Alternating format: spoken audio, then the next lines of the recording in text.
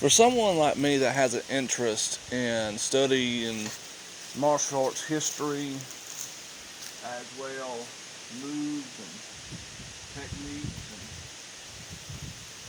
and just loves YouTube in general. I just straight up love YouTube in general. Um, Two videos come to mind. One is one I saw her today. Another one's I watched her a day ago. Both related with Hard to Hurt channel. This one, today's one was Hard to Hurt, and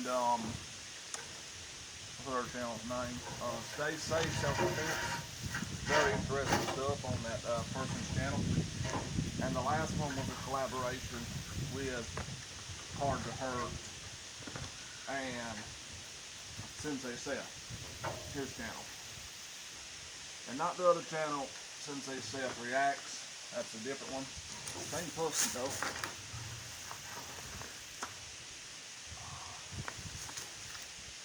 Sorry, technical difficulties here. Trying to fix something for a moment. Might edit this part of the video out, I don't know yet. But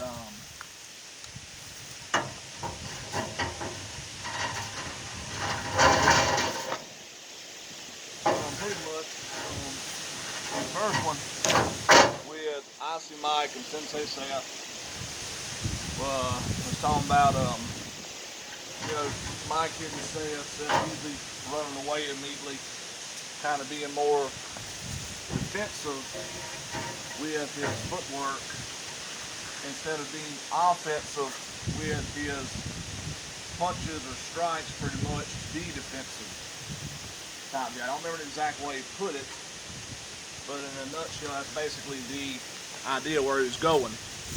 Saying keep on moving to get into places to be hitting, because instead of just moving just to get out of the way or just reacting, trying to parry, because Sensei said likes to do a lot of parrying and stuff and his movements. And so I seen them two videos. I seen the one with Sensei said Mike talking about that. Then I see the one with Hard to Hurt with Icy Mike and Stay Safe self-defense guy. I hope my phone's not far from the wind. And talking about, a lot of people say, footwork is key. It's the main thing for defense, but people are training. Then I see a video even before both those, a long while back, from Greenville Academy of Martial Arts, showing an example with the dummy here. That when they're working on this boom, and they're working left leg right here, boom, step, boom, they still have these small little movements of stuff. What Mike mentions a lot, head movements should be small movements. In general, a lot of traditional martial arts for beginners, generally says also amateur mixed martial arts do this. They'll take these really wide steps to get offline. And sometimes I do imagine these are just arms. A lot of Wing Chun people say these are arms, elbows. These are just points of energy you're trying to get away from or off of or redirect or whatever. A lot of times, especially I noticed messing around with other people or doing actual stuff here and there at times, especially if you think of the karate style blitz type deal, the back and forth, the got a little up and down to come in, for example.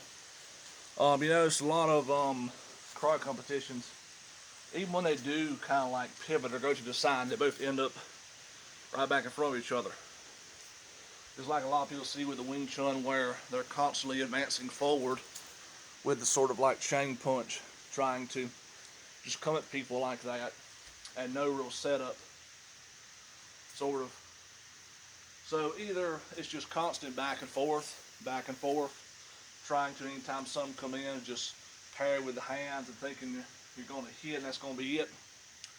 Or when you do move, it's way exaggerated to where you would be so offline that you lose time to be offline just enough to be in position to hit without them already having position to turn and face you while you're still in that bad position. I've said before, I don't think I've actually got us on video saying this, but it's not that we're not supposed to stand square, not supposed to face square. If I'm facing this square, and this is the person facing me, or let's say they're facing me right here, and this is one of their arms, and it's in a line right here, and they throw that, and I slip, and I go so far out that I can't really touch that well, or go so far out. Now they have done turn and face me, and even though technically, let me do it one more time here. I don't want to stand, so I want to stand like this. But let's say, boom, I go this way.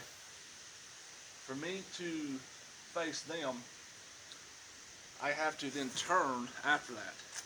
Instead of something that, boom, I'm already here, whether it be a step, pivot, or I just don't go so far out that now, even though they could be squared up, I still could be sideways. My sideways position is so offline from what was once there. I'm now in line, whether they're squares, standing sideways or not. I'm in a bad position. If I'm here and they're there, it doesn't matter if I'm standing like this or like that, because I'm just in a bad position now. So yeah, that's a common thing.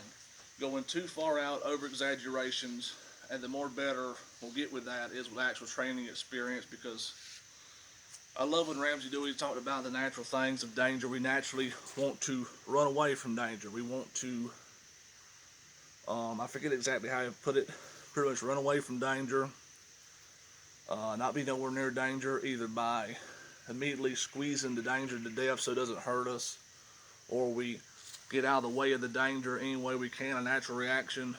And I forget what the third thing was.